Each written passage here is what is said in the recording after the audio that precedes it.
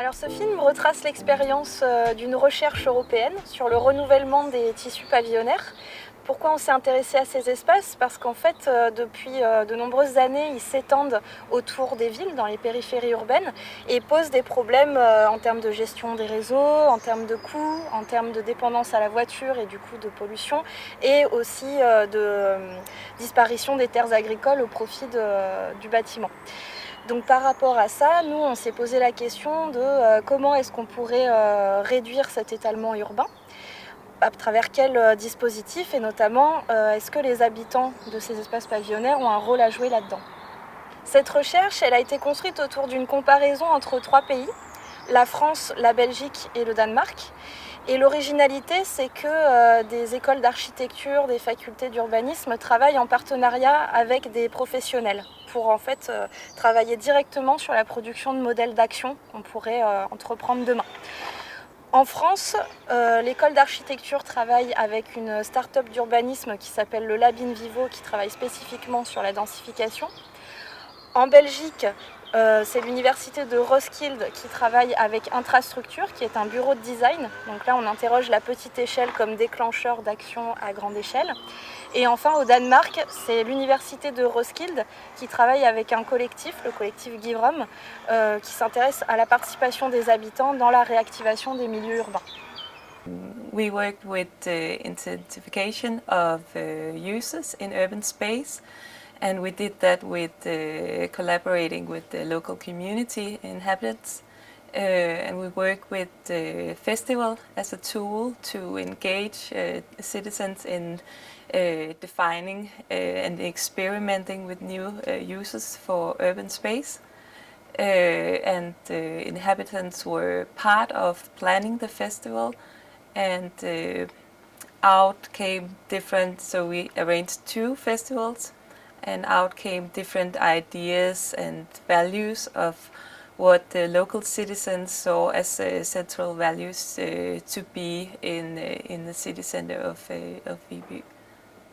We work in a residential subdivision in the city of Vosseler in Belgium, and there we experimented with collective prototyping in order to involve residents, local authorities and other local actors to start from how people live and how they wish to live in this environment in order to tangibly connect it to local and super-local dynamics in order to find alternatives, more sustainable alternatives to live together in these environments. And yes, so we developed different experiments, and from these we are now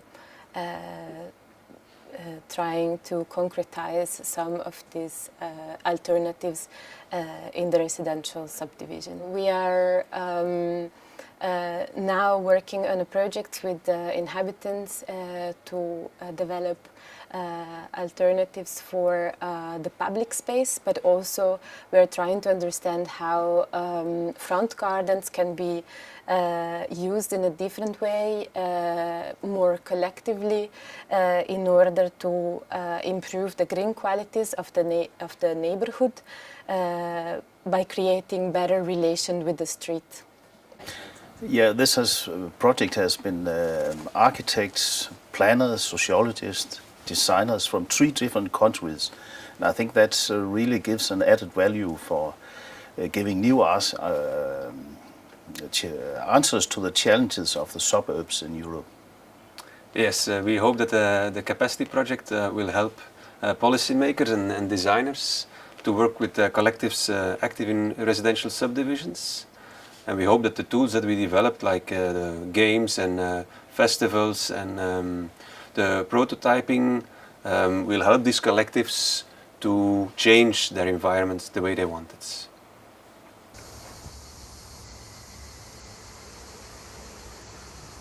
Ce film se concentre plus particulièrement sur l'expérience menée en France. On a choisi de travailler dans un lotissement qui s'appelle La Clermande, qui se situe dans la première couronne périphérique d'Aix-en-Provence. On a choisi de travailler sur ce lotissement pour 2 raisons. La première, c'est qu'il est concerné par les politiques de densification et du coup aujourd'hui, à la place des maisons, on pourrait construire des immeubles par rapport à la réglementation.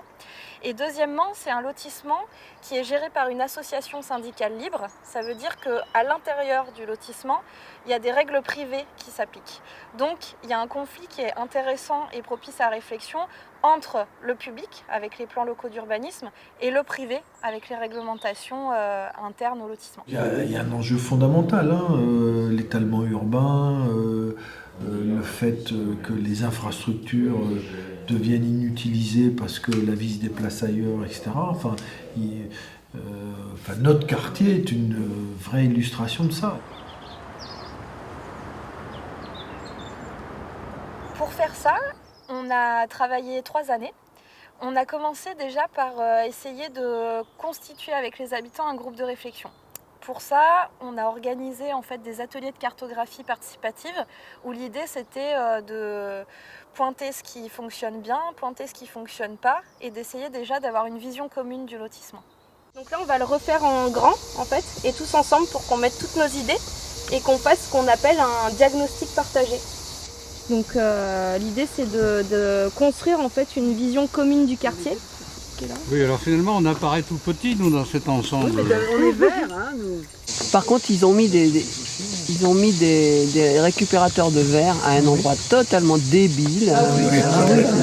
Et jamais au même endroit d'ailleurs. Où ça? Là, en bord de route. Il n'y a pas de façon pour se garer. Et puis en plus, quand on est à pied, il faut aller sur la route pour mettre les bouteilles. Et vous voulez qu'on le déplace où du coup? Je sais pas, mais enfin là, je ne comprends pas. Qu'est-ce que vous avez pensé de ce premier atelier pour construire une vision commune du lotissement?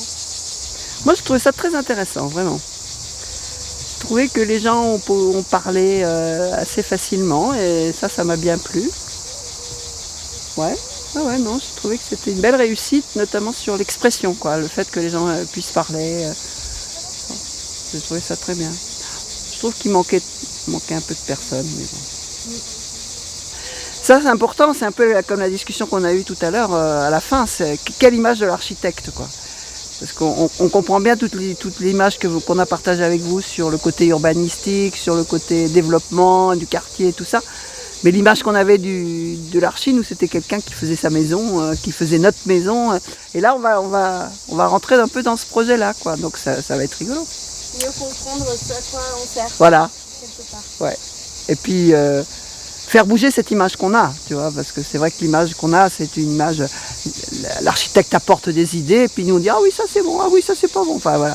Là on construit autre chose, autrement, et ça c'est sympa. Ça va être sympa. Ensuite, on a enclenché une deuxième étape en se posant la question du projet de vie de chaque ménage du lotissement et comment est-ce que ce projet de vie pouvait avoir des perspectives en matière de densification. Donc pour ça, on a organisé des ateliers avec chaque ménage où on a fait des modélisations 3D de leur logement actuel et des perspectives possibles, donc en incluant en fait des possibilités d'extension des maisons, de duplication aussi des maisons, diviser la parcelle et en créer 2. Et à partir de ça, chacun a pu voir comment pouvait évoluer son bien et se projeter aussi dans un avenir de densification douce possible. Parce que moi, ce que j'identifie dans ce que vous venez de me raconter, c'est que vous avez en fait 2 projets. Celui de vivre bien dans votre maison, oui. Donc vous y habitez, et donc de l'adapter quand même au fur et à mesure de vos besoins, de vos nouvelles façons de vivre, etc. Et le deuxième, c'est de peut-être optimiser le terrain pour songer un jour à déménager, à offrir à vos enfants et puis vos petits-enfants des opportunités de peut-être diviser, de peut-être construire. Ensuite, on a mis tous ces projets ensemble sur une carte, même une 3D en 3 dimensions, pour que chacun puisse se rendre compte de l'impact du projet des autres sur sa parcelle et qu'on puisse discuter de quelle densification serait acceptable. Est-ce que j'accepte le projet de mon voisin? Est-ce que mon voisin accepte mon projet? C'était vraiment ça l'objet, et du coup de rediscuter les règles intérieures du lotissement qui empêchent les projets de se faire et de voir si on pouvait les faire évoluer et permettre ainsi au lotissement de ne pas rester dans sa forme initiale, mais de ne pas tomber non plus dans une densification à outrance. Ça, c'est le projet qu'on a dessiné avec Madame Loyer, qui est assez probable. En fait, ils voudraient faire un escalier extérieur ici et une petite extension. Et là, on avait imaginé, ils ont déjà un local en bleu existant, donc ça pourrait devenir une habitation. Voilà. Et là, il y a on ne peut pas passer. Quelle densification, en fait, comment on ressent, disons, la venue d'une densification dans le lotissement. Mais là, c'est pas densifié beaucoup quand même. Oui, là, ça, tout à fait. C'est raisonnable. Et à partir de quand c'est plus raisonnable? Et voilà. Et oui. Non, mais la première question, c'est est-ce qu'on a besoin de densifier? Donc on peut se dire, oui, on aura intérêt à densifier parce que si on ne le fait pas, quelqu'un d'autre va le faire pour nous. Donc ça va densifier beaucoup plus. Donc c'est un peu là, enfin si j'avais bien compris, c'était l'approche maîtrisée. Mais après, on peut se dire, mais finalement, est-ce qu'on a besoin de densifier? L'avocat du diable. Hein. Aujourd'hui, on est dans un quartier où il y a une desserte par les transports en commun, qui pourrait être améliorée, qui va s'améliorer, je pense d'ailleurs, avec la clinique, etc. Il y a les écoles à côté, il y a les commerces à côté, et c'est vrai que les parcelles sont grandes. Voilà. Et pourquoi vous ne voulez pas garder des grandes parcelles? Oui, moi je me fais l'avocat du diable.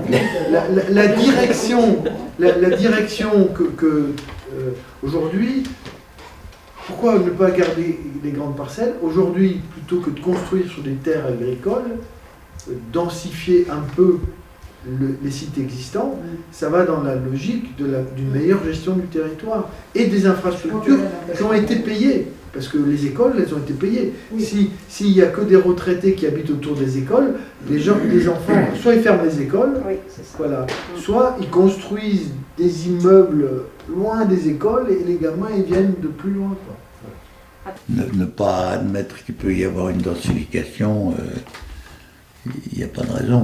Moi-même, j'avais densifié au moment où j'ai étendu cette maison. Donc je ne suis pas pour opposer à une évolution, quoi, mais une évolution intelligente. Grâce à l'alternance de temps collectif et individuel, ce qui est intéressant, c'est que chacun s'est mis dans la perspective d'une densification possible. Et aussi qu'il y a une vision commune finalement d'évolution du lotissement qui a émergé. Donc les choix finaux des habitants sur comment est-ce que leur lotissement pourrait évoluer, c'est oui, on peut permettre des choses, pas forcément tout, donc il faut quand même faire évoluer la loi. Et il y a aussi eu une grande attention portée à la qualité finalement de ce qui les entoure, notamment la biodiversité. Et donc, un outil qui est ressorti de ce travail, c'est d'élaborer une charte collective, donc une charte du bien vivre dans le lotissement, pour pouvoir trouver des manières de le faire évoluer, tout en favorisant le cadre de vie des personnes qui habitent là. On a imaginé effectivement avancer sur une charte plutôt que modifier les documents, là, comme on a décidé ensemble. Et maintenant, il faut remplir en fait, les paragraphes. Quelles sont vos idées pour remplir les paragraphes? Mettre de la convivialité dans les relations de voisinage. Ce travail de recherche, pour avoir du sens, il fallait le mettre en relation avec les institutions publiques, pour qu'ils puissent devenir une aide à la décision et penser finalement comment est-ce qu'on peut travailler avec les lotissements de demain, les faire évoluer.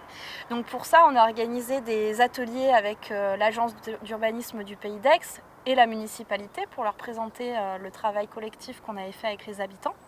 Et ce qui est intéressant, c'est que ça aboutit à une révision du plan local d'urbanisme en se reposant la question d'une densification plus adaptée, pas forcément maximale partout. Donc le lotissement de la Clernande aujourd'hui, il est plus densifiable de manière maximum, mais avec une densification adaptée, comme ça a été fait d'ailleurs dans d'autres lotissements.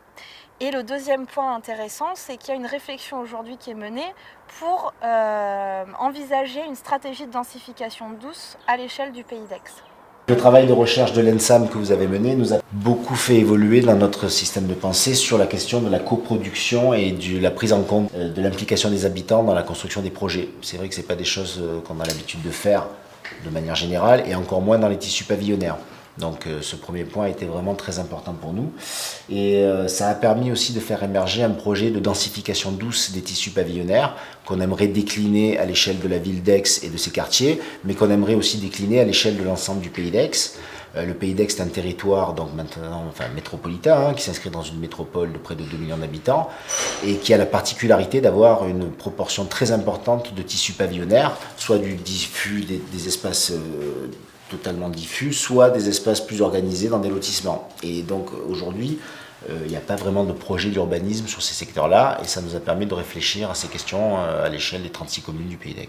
Concrètement, on est en phase de réflexion pour mener un partenariat opérationnel avec le lab InVivo qui donc lui est un laboratoire qui réfléchit, se présente comme une start-up d'urbanisme qui réfléchit à la densification de ces tissus pavillonnaires dans une logique de co-construction avec les habitants et les collectivités et aussi l'agence d'urbanisme du pays d'Aix. Cette recherche-action en France, elle a permis de développer un modèle d'action sur l'espace privé, dans la continuité de ce que développait déjà le Lab InVivo, notamment sur le concept Build in My Backyard, BIMBY. Et dans le cas particulier de la Clairnande, il y a aujourd'hui des gens qui pensent à faire des extensions, qui sont en train de faire des projets de restructuration. Et donc on voit que c'est vraiment effectif et que les institutions publiques peuvent s'en emparer. Et tout au long de la recherche, on a mis en regard en fait cette expérience française avec les expériences danoises et les expériences belges pour développer des modèles d'action, soit dans l'espace privé comme en France, soit dans l'espace public comme on peut le voir dans les deux autres expériences. Donc cette recherche européenne qui a comparé 3 pays en abordant les dimensions publiques et privées des espaces pavillonnaires, elle montre 2 choses. D'une part que les espaces pavillonnaires, oui, posent un certain nombre de problèmes, mais ont aussi des qualités. Et 2, qu'on ne peut pas faire la ville de demain, en tout cas envisager leur transformation, sans impliquer les habitants, qui peuvent être des acteurs à part entière du processus de densification.